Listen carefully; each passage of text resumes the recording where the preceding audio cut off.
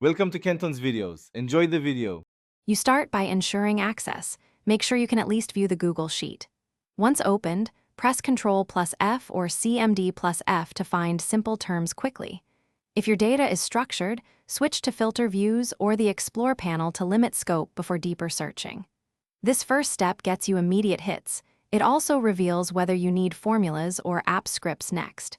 Do this now, because knowing whether a cell exists saves time when you move to the advanced method.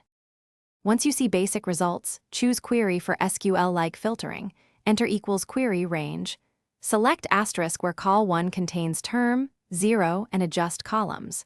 If your search must span multiple sheets or use conditional logic, open extensions then app script and write a small function to iterate sheets and return matches. Make sure to test with a unique term. Alternatively, combine filter with match and index when you need exact row returns. These functions give control over position and related cells. Finish by validating the results and copying findings to a new sheet or dashboard. If you get no hits, make sure to trim and clean whitespace and invisible characters, and remember that contains versus equals yields different matches. When using app script, run the function and inspect the executions log, add logger. Log lines to see intermediate values. If a query returns wrong columns, adjust the select clause. These final checks close the loop and keep searches reliable.